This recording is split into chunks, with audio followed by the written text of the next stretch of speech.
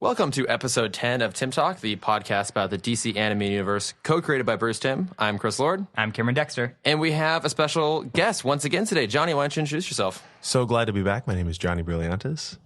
And I don't know why I say my name with a deep little bit of something there, but yeah, my name is Johnny Brillantes, and I used to run a show called No Show Podcast. If anything, check that out. We did 100 episodes. We're taking a hiatus. I highly recommend looking that up, and then my new show, which I could talk about at the end. Okay, Yeah. cool. Is it bad that I always thought your name was pronounced Brillantes? Like I thought the L's were silent? You're saying the name properly. I am. Yes, you are. Oh, okay, because you just said it with the L's, and I'm like, oh, I feel like an asshole. I've been pronouncing it wrong this entire time. You have been pronouncing it correctly every time you've met me.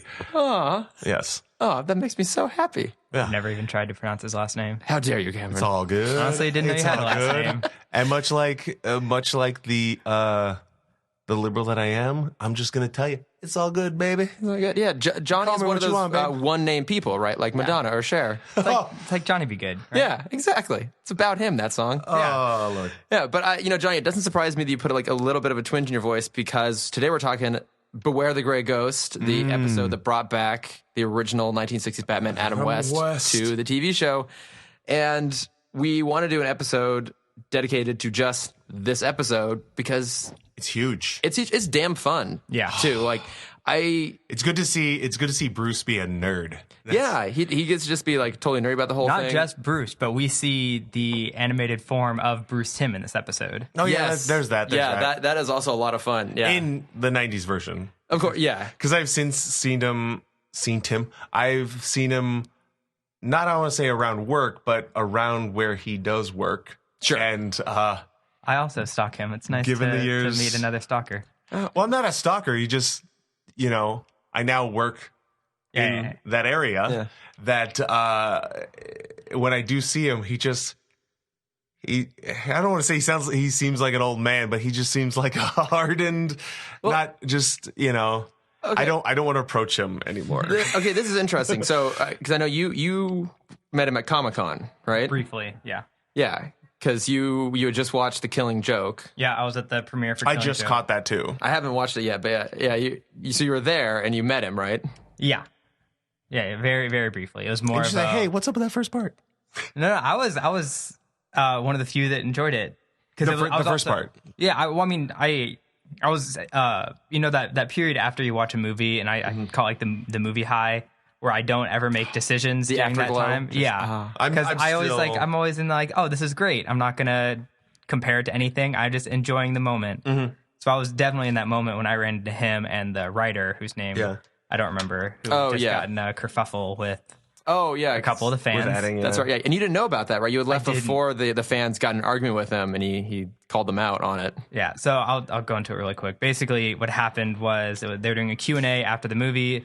One of the fans approached the writer asking, why don't you know how to write women? Ooh. And he basically responded to, why are you such a bitch? And then left the stage. That's not good. Yeah, it was great. Yeah. So I missed all of that, but ran into them outside of their hotel, chatted for a minute. They were both very, had a bit of a cold shoulder That's understandable. toward the world. Now, Johnny, you say you've seen him around. Actually, I saw him just in public near where he works, which is not far from where I work. Okay. And I could tell it was him because I went up to a booth while he was doing commissions at, I think, a Kamikaze or one of the last cons I went to. And the guy is in charge, I believe, of Warner Animation right now. I think he is, yeah. Or whatever it is he's in charge of. He just seems like a busy and tired man. I'm sure he is. You think about it, he's been doing this for Decades. 25 plus years. Yeah, we just and- talked DC, Since this, yeah. 1992. Because I met him, again, briefly once at Comic-Con. Like, he was over near Artist Alley, and he was just, like, had a table by himself. No one's there. I just walked up and, like, oh, hey, like, thank you for making the best version of Batman. He's like, no, thanks. And Yeah. I mean, he just wasn't in the mood to talk. Also, I don't blame him, because he probably had to deal with just really crazy, annoying fans all the time. And he's probably like, why am I at this booth at Comic-Con? I just want to be working, or probably just want to be on a beach somewhere. Right. So, I'm not totally surprised that of all of our encounters with him, he maybe was a little like, meh, but Can you blame the guy? I honestly believe that any creative who seems to work as hard as that man does. Oh yeah, he would be super exhausted. Yeah. I mean, even when he does bits on Conan and he created the Flaming Sea. Oh, that's right. Yeah, he did that. And God, that poor man is so tired. Yeah. I just look at him and I'm like, that poor tired man. I know. But we do love him though because of all the great gifts he's given us. Yes. Yeah. Because sometimes you really just need some really good Batman. And luckily today we have really good Batman, which is making up for the last few episodes, which have not been really good Batman. Yeah. So, getting into it, Beware the Great Ghost, in traditional fashion for the episode, Cameron, what happens in the episode? What happens in this episode? So we get an amazing intro, which is a wonderful callback to, how do we pronounce it? The Fleischer Superman? Fleischer, yeah. Yeah, cool, I got it right. Yeah, well done. The 1940 Superman series that if you haven't watched, I highly recommend. It kind of created the shape of what superhero cartoons still are today. And so this intro is very reminiscent of that, including the narrator kind of The Grey Ghost. Yeah, in a very overdramatic way, explaining the plot of the episode. I guess we start off with an episode inside an episode. We see Kid Bruce and not dead Thomas Wayne watching an episode. Not yet dead Thomas Wayne. I just want to do a little bit of a tangent here, a little bit of a personal tangent here. You'll notice in this scenario, not Martha's not here, yada yada. Martha, but he's Martha. Why'd you say that name? Why'd you say that name? He's sharing something with his father. He's like, and the dad's like, one more, and then we're going to bed, Bruce. Yada yada.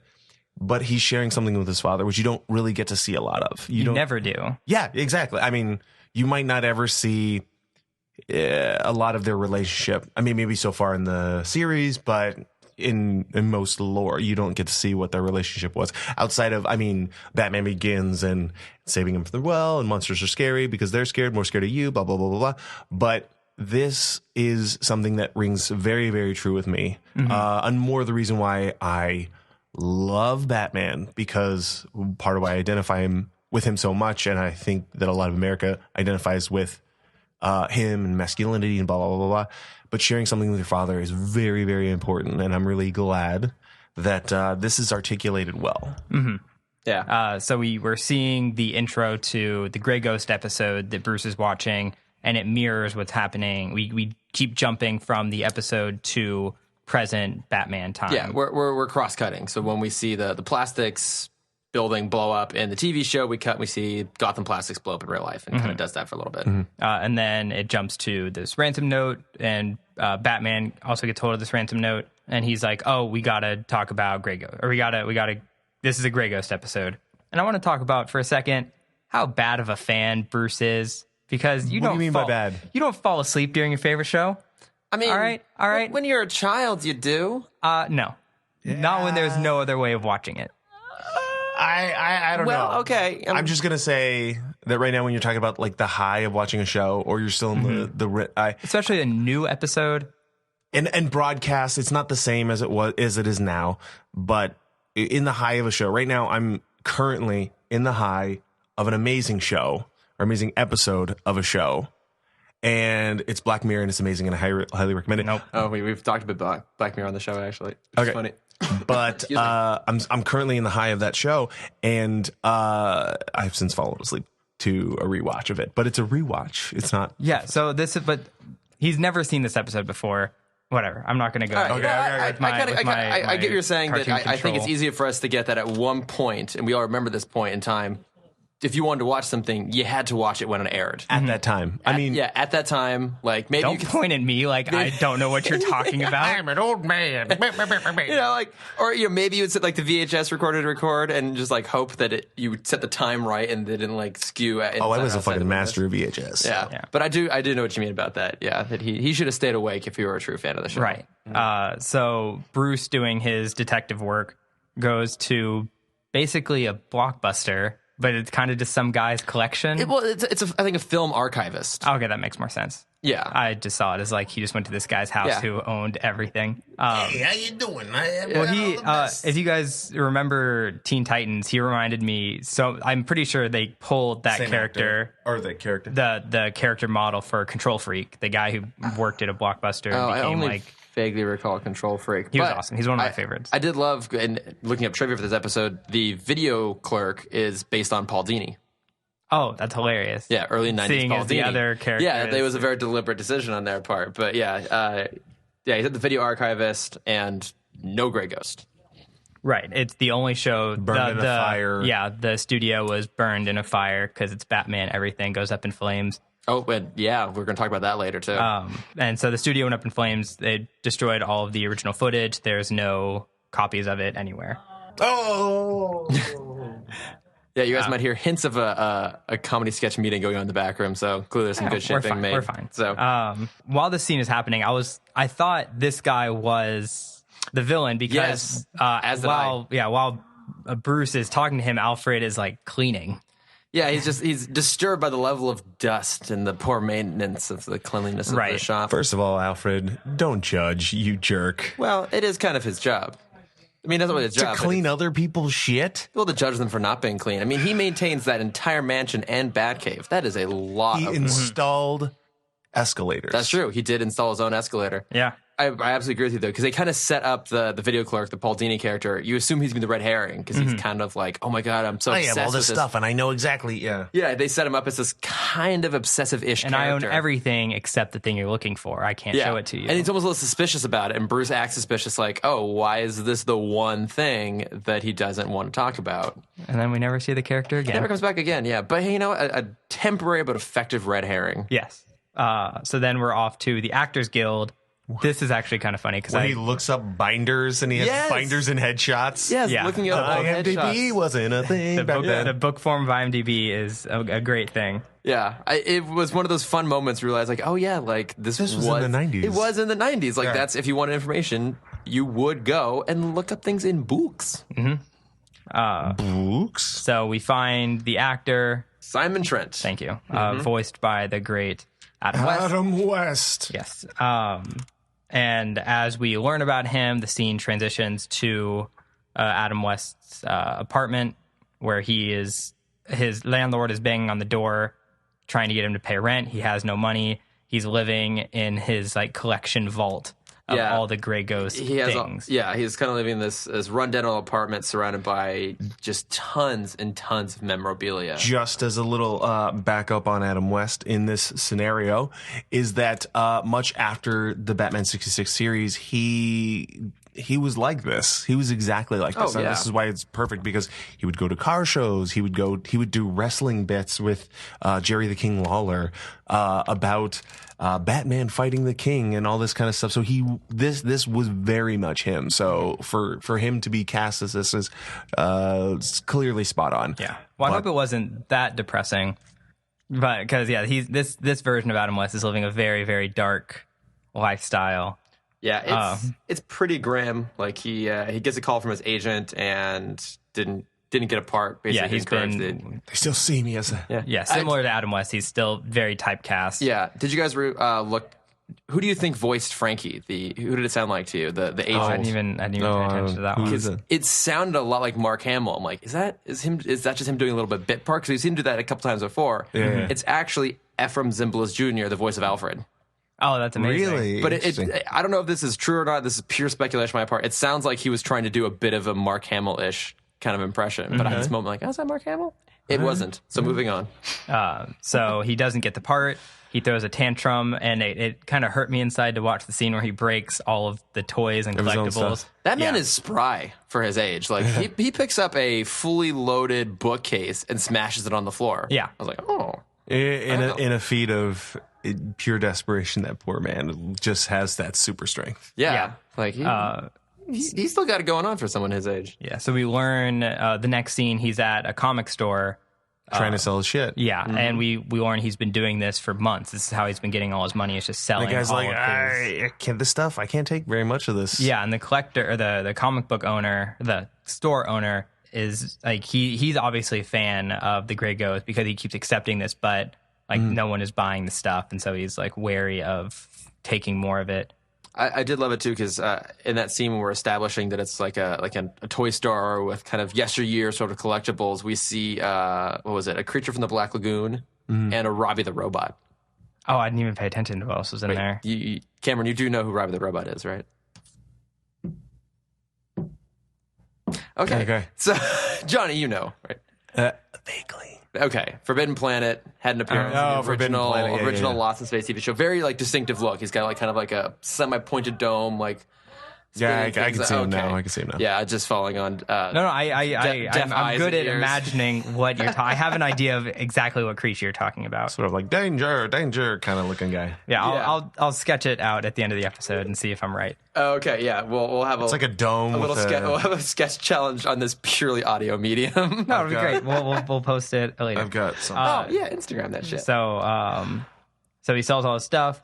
He gets back to his apartment. It's empty. He falls asleep, and he wakes back up. The window's open, and all of his stuff has been returned by some anonymous caregiver. Oh, who could it be? Who could have purchased that much amount of things? Yeah, a friend. The note is from a friend. Yeah, so there's a note as well saying, Grey Ghost, come meet me at this place. Yeah. I would be freaked out. I don't know about you guys. If I woke up and... everything I destroyed is now in fully... Yeah. Oh, that's a good point, actually. Yeah, because it's all on the shelves that he broke. Mm-hmm. So did... someone came in and repaired it. Alfred. Clearly Alfred did, yeah. All-purpose handyman, Alfred Pennyworth. Yep. That man is silent as the grave, even when doing construction work. Oh, yeah. Yeah, credit to him. He is a multi-talented man. Mm. Yeah. What happens next, Cameron? So we jump to Batman meeting Adam West. Adam West, for some reason, just runs. Because I thought at this point leave me alone. Yeah, well, I mean, I thought at this point in time, like the police and the citizens understood, like Batman is on their side. Batman's a thing.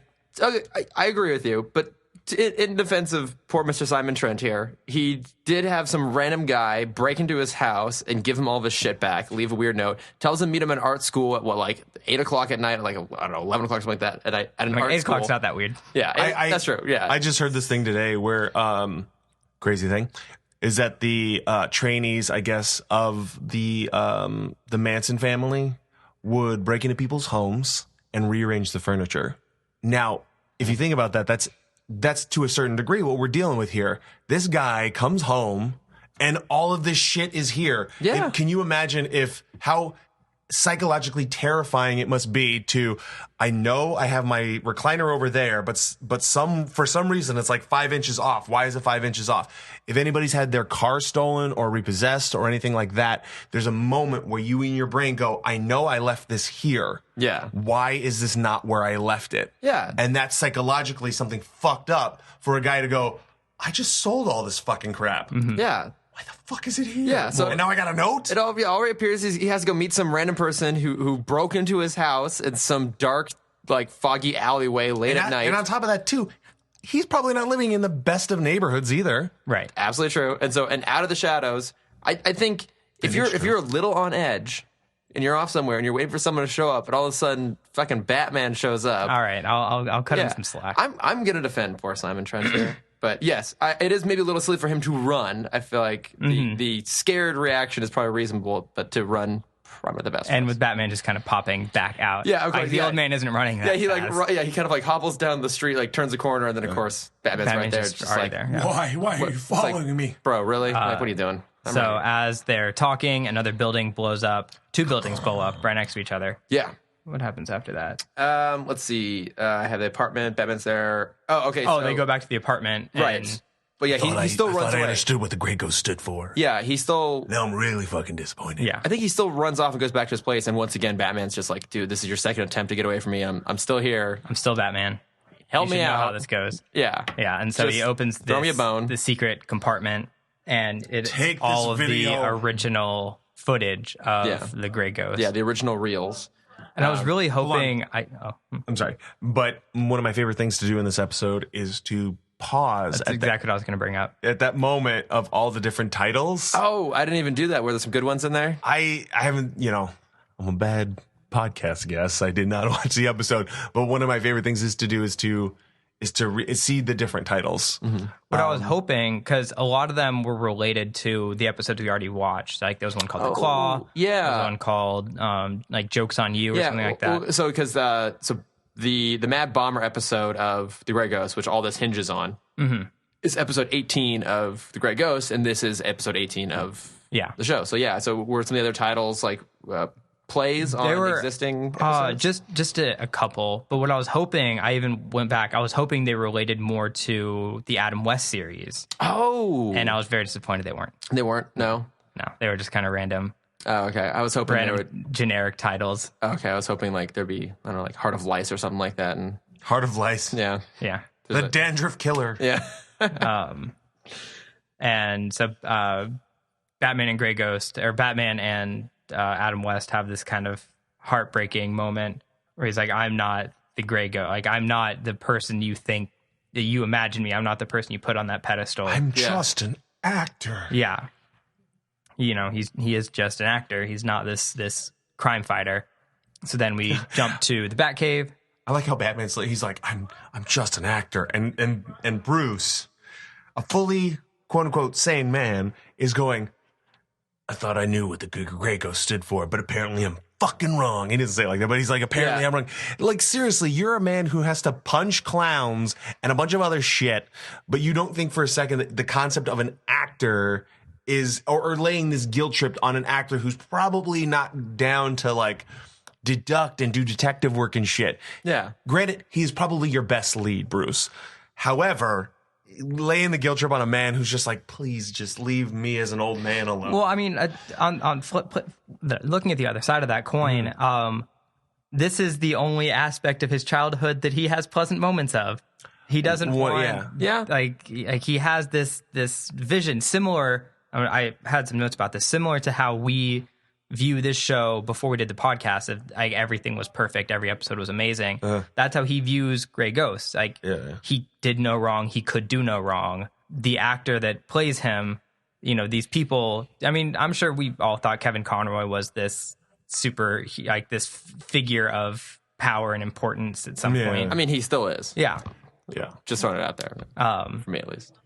So, but I do see what you mean. Like this is like one of the Bruce's few happy memories. We see a lot of like direct references to that, and the whole show, the whole episode does kind of play this idea of like a little bit of never meet your heroes, sort of thing on some level. And you can kind of understand why like the little kid Bruce, that little spark of like happiness he has from his childhood gets reignited by like running into one of his heroes, and especially the guy who inspired him to become Batman, to then find that person in his idealized mind is nothing like the inspiration that he thought he was. So, it actually reminds me a lot of the intro to Incredibles.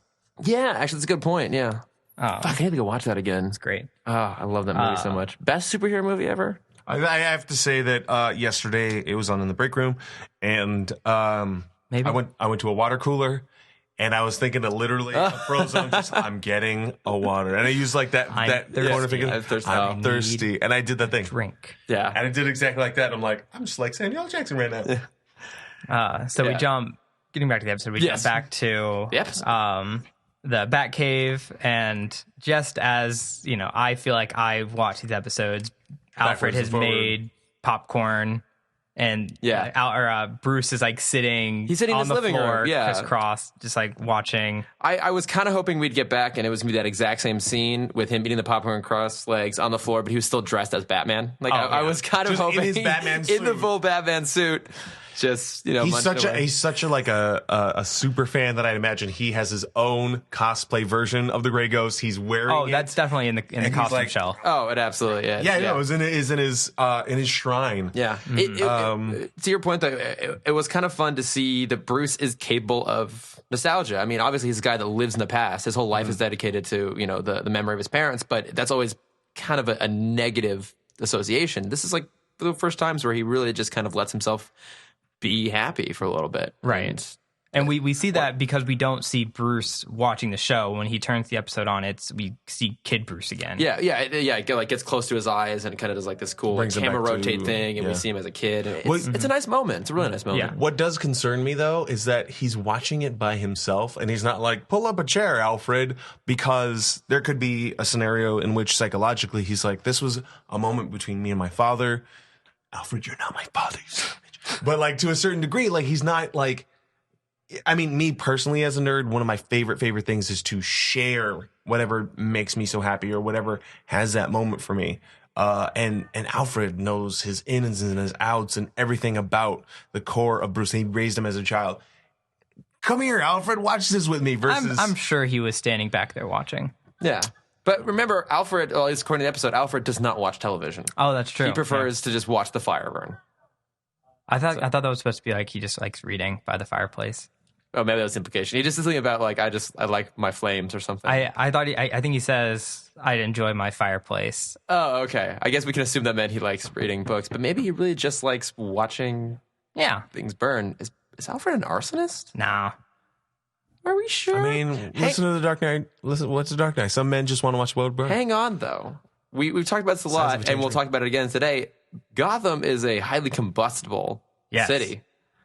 Maybe Alfred is the only contractor in the entire city. Yeah, I mean, we've seen that he can do some serious construction work on the quick, completely silently.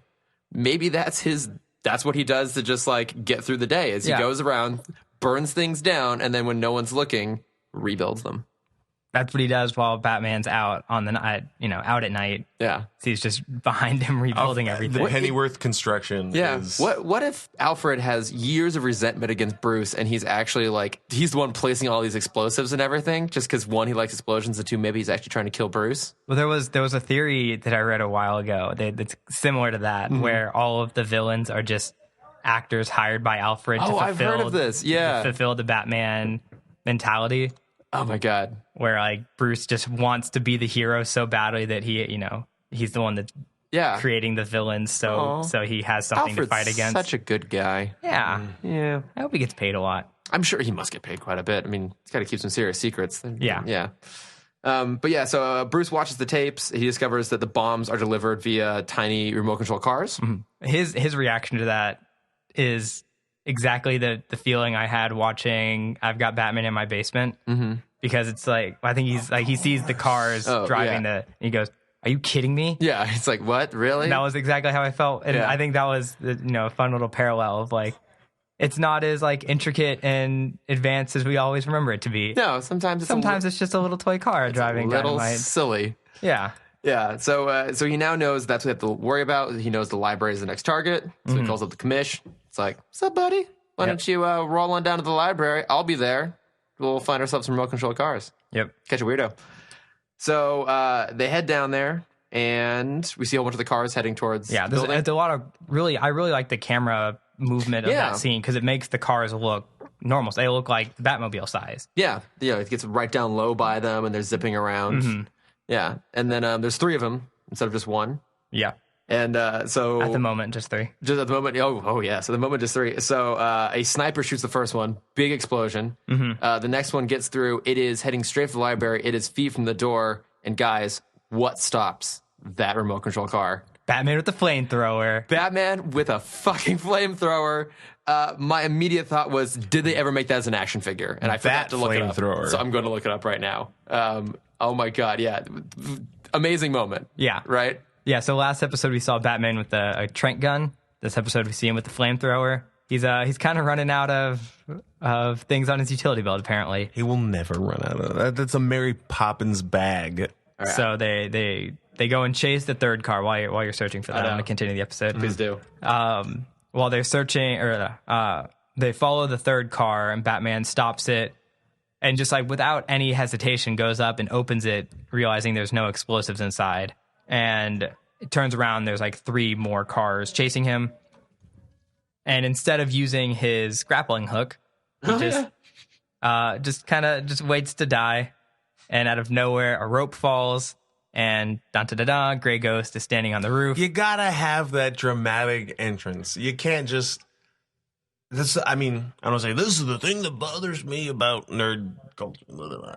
It's, you gotta have the... No, you gotta have the suspense, and you gotta have the resolve, and you gotta have the great introduction. And we joke about it a lot on this show about how he doesn't usually use his... In moments of easy escape, he finds himself in unbelievable peril. Yeah. On top of that, too, he probably didn't pack his grappling hook because he had to carry a fucking flamethrower. Right. That's I have my to make bad. room on my belt for the flamethrower, so I don't think I'll need this. Someone's birthday. Yeah, I know. apparently. Wait, hang on. Let's listen. We'll find out who. Oh, Jen. It's Jen's. Hey, happy birthday, Jen. Happy birthday, Jen. Our improv one coach. Delightful one. Yeah. Yeah. Okay. All right. So Moving along. Happy birthday and everything. Yeah. Oh, quick sidebar. I have yet to find a Batman the Animated Series Batman Flamethrower action figure. It makes me very sad. I basically would have taken my Ripley action figure and just put Batman. Yeah. Just give it put to on Batman. Yeah. Sorry. We were talking about an episode. What was happening, Cameron? I wasn't really paying attention. Easy escapable peril. Grey Ghost throws down the rope. Batman Yeah. climbs up. Grey Ghost is there. So, he's so Simon's there in his full Grey Ghost costume. Yeah. I would really love a bit where he's like, this just doesn't fit as well as it did. Hey, but he wouldn't be saying that because Adam West claims he can still fit into his original Batsuit. And if you see him, sure he can. And he's still thin. He still looks pretty good. Burt Ward definitely cannot. Right. So Sorry, Batman, he's like, I got to go solve this mystery, and kind of leaves Grey Ghost there for a second. He turns around. He's like, do you want to be my sidekick? Yeah. And, not in those words, but Yeah. we have a non-child sidekick. We have a non-child sidekick. And it's fun because they handle that scene well where it's not overly obvious, but there's a hint of a little bit of that kid Bruce coming through even as he's dressed as Batman. Oh, yeah. Mm-hmm. In my mind, the scene that happened was, when they do the scene transition, I saw them doing like the Super Friends close up on them slapping hands, and then like the action lines, and then the da-na-na-na-na-na. Yeah. That's what was happening in my head while watching that scene. That's so understandable. So then they head down to the Batmobile. Mm-hmm. Simon, understandably impressed. It's the Batmobile. Yeah. But then they hear the sounds of the remote control cars heading towards them. The fastest fucking cars. Those things are serious. Yeah. They're keeping up with the Batmobile. Yeah. And they're trying to escape the cars. And in Batman v Superman fashion, just no care for collateral damage. Yeah, tons of it. Because Batman tells Grey Ghost to hit the green switch, which he does, deploys an oil slick, and so the cars just scatter off. Let's see what these bombs moving at 40 miles an hour just fly off the road. I think one blows up a building, one blows up a parked car in front of a theater. Hotel, yeah.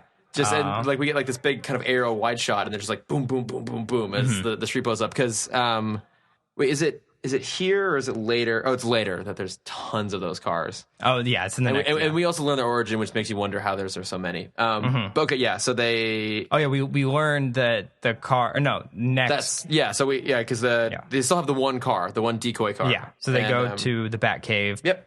And we learned that the Batcave is actually modeled after Grey Ghost's lair. Yeah, his chamber or something. Yeah. And we go into the Batman pulls like a little string, and we see that he's just this huge Grey Ghost nerd. He has all the collectibles. Yeah. Just he has a fucking shrine. Yeah. And it's cool. It's fun to see him have that kind of nerddom, have that excitement. My one question. Now it's so common for nerds to have these like extensive. And back then it maybe, I mean, obviously people still did it, in the 90s. I'm sure there were tons of like Star Trek rooms and Star Wars rooms and stuff. But my question was, why is that in the Batcave? And not a part of the Wayne Manor. Yeah. Because I think the funniest thing is that the Batcave might be just, again, literally a cave of everything that he keeps closeted, keeps secret. I think it'd be really interesting. Bruce Wayne is coming home from a date or a ball or something, and he has this really fancy lady with him, and they're post-coitus. She's poking around the Wayne Manor. Oh, I'm glad you said Wayne Manor there. Continue. And then she just opens a closet and sees a bunch of nerd shit. And she's like, "Oh, I just had sex with this insane nerd." Okay, yeah, but she also just had sex with a gorgeous Playboy billionaire. Sure, she can let it go. Yeah, I think you can forgive a little bit of nerddom. I certainly would. Yeah. Okay, but yeah, so he keeps all this stuff in the cave. Weird enough, but he scans the fingerprints in the car, discovers it's Simon Trent's. Yep. It's like, well, yeah, like this was mine. I sold it to. Oh my god! But hold on. I want to talk about how in less than a 15-second scene, Batman goes from "You're my hero, you can do no wrong" to "You fucking did it. It's all your fault. Well, it's why are very you personal doing for this?" him. It's very personal, you know. He got his hero. His hero is literally in the cave with him. Must be a deeply emotional moment. And then all of a sudden he's like, oh, "Wait, you're the villain." Yeah. So But, Why like, do all signs point to you, sir? yeah. But like no hesitation at all. He's like, Yeah. Goes from your this to that fingerprints. flat. This case closed. You did it. yeah. And yeah, so we then learn that it's the collector, the comic book collector. Yeah, it's Bruce Timm. Yes, who is the animated form of Bruce Timm, also voiced by Bruce Timm. They get to his comic store and a great little monologue, which resonated way too closely with me. Ooh. I basically would say if this probably works for all three of us. If we could be a Batman villain, this is our Batman villain. I think I'm already that Batman villain. I mean, my whole apartment's just filled with Legos. So Yeah, I mean you've seen my apartment. it's all toys and stuff. I don't know. Here's a good tangent. What kind of Bat villain would you be? I don't know. I'd say I'm more. I think I'd say more along the lines of Victor Fries. But in all honesty, it'd be like a half breed between Victor Fries and someone who's not a Bat villain, but in the Nolan verse, Cobb from Inception. What do you think is the lamest Batman villain? If I'm being honest with myself, The Condiment King. I don't know if I'm even cool enough to be the Polka dot Condiment guy. King. So I'd probably just be some like random henchman who gets caught. I'm not that cool. I'm just aware. Either the Gilligan or the Skipper from the I'd be Baby one of Doll those episode. guys. So I don't know what I'd be. Have you guys done Baby Doll episode yet? no, that's coming up in I'm not sure when actually. Look at the henchman. Yeah, I do remember that. Yeah, so Yeah, great monologue. Monologue. Toys can do anything. Toys are my life. Toys can be bombs. And then he sets off probably like a dozen toy bombs in his. well, he just unleashes a horde of I think about a dozen of these little remote control cars. And in very classic Batman animated series fashion, Batman knocks something over, sets the control panel on fire. And then like it sparks the control panel. Yeah. And then the whole building goes up in flames Yeah. in very similar fashion. Even toy stores in Gotham are rigged to blow. Yeah. So Alfred. God damn it, Alfred. So but they've captured Bruce Timm, fanatic Bruce Timm. Mm-hmm. He and the Grey Ghost together, partners. Yeah. And then in very 1940s superhero fashion, there's the spinning newspaper that comes in. Great little detail, yeah. Which honestly I didn't know came from that. It came from the Fleischer. Did it come from that? Yeah. Was it not a normal thing of... No, that was originated in the Superman series. No shit, wow. Yeah. That's a huge trope. That's crazy. Yeah, that's I didn't know hilarious. that. So then we go to kind of like shortly after these events. Adam West is this like kind of star of Gotham now. He's kind of come back from the dead. He's given the acting guild all of the tapes. Yeah, and it's now available to purchase on VHS. Actually, it looks like Blu-ray if you look at the cases. It did, weirdly enough, it had like a blue stripe at the top. It did look like Blu-ray. So yeah, he's at like a signing event, and Bruce is there. Mm-hmm. And then says as he's leaving, he says the same thing to Adam West as he did as Batman, kind of telling him like, "Hey, you know who I am." Yeah, like I was as a kid, I watched with my father. Like it was an inspiration for me, and Simon Trent's like he was my hero, and still is. So in that moment, was Bruce like deliberately trying to tell him, "Hey, I'm Batman"? I think so. Yeah, kind of weird. That's a lot of trust to put in some random old guy with financial issues. Did you guys catch though? So there's a big. I was just about to bring it up. The big People magazine. Mm-hmm. Did you? Yeah, so he's on it. Did you catch what the very top of it says? No, I didn't see. I know who the person was. It was Matt Hagen. Yeah, the man with 1,000 faces, also known as Clayface, who is the next villain we're gonna have. Yeah. We're gonna be talking about the man of a million faces. So it was a really fun episode. Mm-hmm.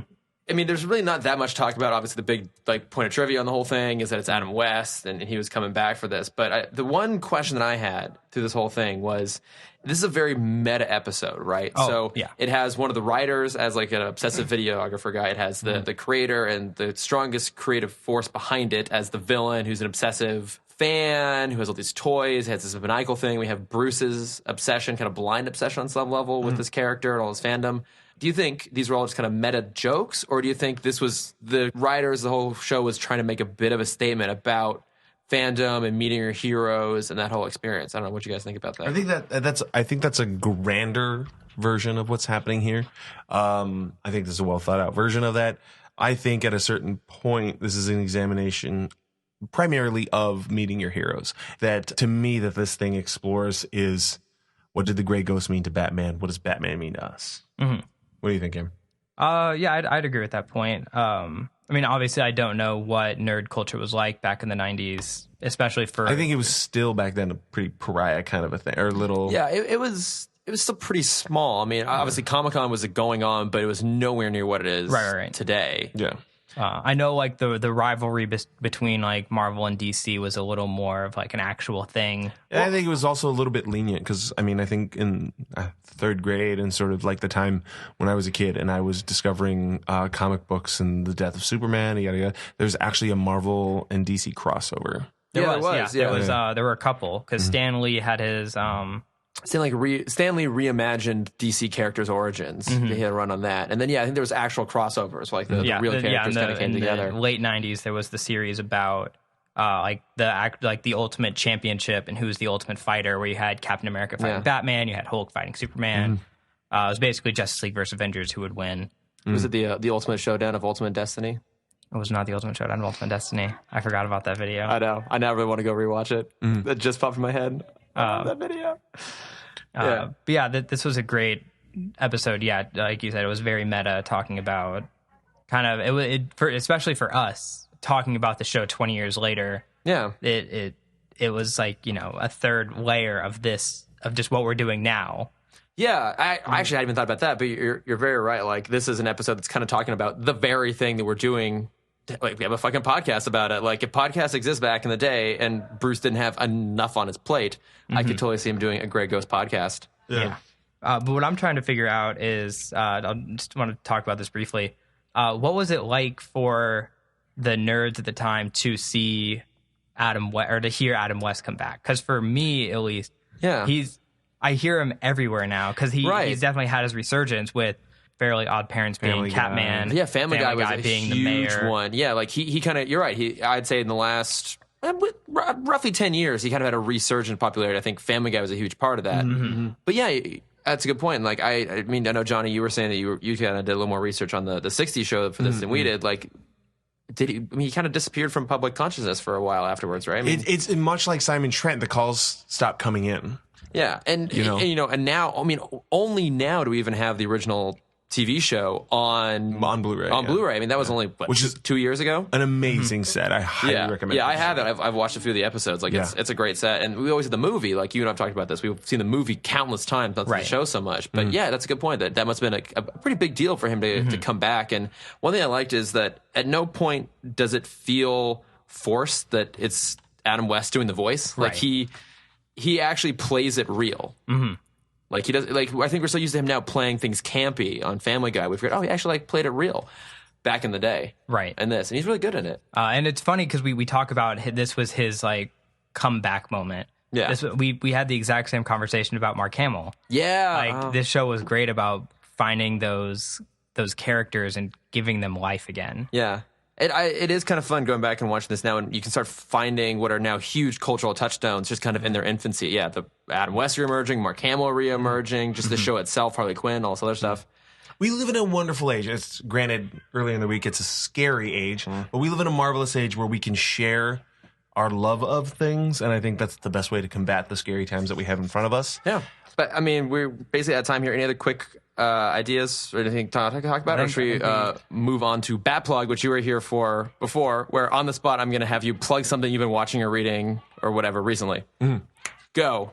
I mentioned this a little bit earlier in the thing. I'm curious on because it seems like you've seen it. I hate Black Mirror. Okay. Did you watch the episode The episode 4? No, I just started it.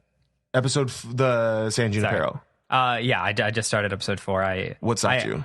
I'd watched the last 2 and I was so tired. I could be very tired. Although I will say, don't finish it. Watch the other ones and then watch this one last. Yeah, we'll see. just So your plug is Black Mirror. Black Mirror is not my plug, because Black Mirror is again Black Mirror, because I can understand why anyone would feel the way that you do. But San Junipero is an episode that I really can't get out of my head, because it deeply is a story that I mean to tell. And if I were half a talented writer as Charlie Brooker, this is a great storytelling. As a man who is loved before, this is a very, very important episode. It's season 3, episode 4 of Black Mirror. Is it 4 or 5? I think it's 4. Yeah. Chris, do you have something to plug? I do, actually. I since we recorded the last episode, I actually really haven't been watching as much TV, or at least not like catching up on old stuff. But I did start listening to Vault A113, which is our friend Matt Acevedo's podcast, which is basically like, he's like Fry from Futurama, and he gets trapped in the Disney vault and wakes up like 1,000 years in the future or something like that. And it's him rewatching the old movies and talking about them while also discovering every Disney movie in order. Yeah, in order, with a crazy world he's into. I have to make Cameron, I haven't listened to the episode you are in, because you are in one of them. That's the next one on my list, but it's a lot of fun. Matt is like just the sweetest, coolest guy. We're trying to get him on here at some point. I miss that man so much. I miss all of you guys since my new job. But Matt, just like the nicest person on the planet. So and really, really talented and funny. So yeah, go check out Vault A113. If you could if you can encapsulate joy into a human being, I think it is Matt. Yeah, I feel like Matt is the human equivalent of Disney. Yeah. But what about you, human Cameron? equivalent of the best part of Disney. Let's see. Do I have something to plug? I just started. I'm like 7 years late to this bandwagon, but I just bought the first 10 graphic novels of Invincible.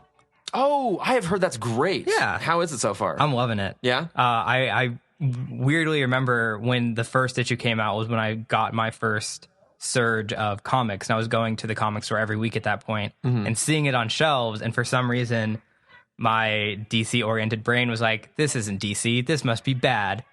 Yeah. And now I'm like, I don't know what I was thinking back then. Because it's Robert Kirkman, right? Who's now mostly known for The Walking Dead. Yeah. But I've heard that's really, really good. Yeah. It kind of gave Image their resurgence. Yeah. And they're huge now. Yeah. Yeah. Everyone go read Invincible if, you haven't yet, because it's been out for 10 years. Yeah, right? I haven't either, so it's fine. Yeah. We'll get there. And watch San Junipero. And there you go. And Vault A113. So there you go. Those are all of our Bat plugs. I think that basically wraps it up. So, Johnny, where can we find you on the social medias? I just started a new Instagram called Paisano Props. This is basically me showcasing any of the random property work I have done in hand prop making. I did Ghostbusters for Halloween this year. Didn't have enough time to finish my Proton Pack.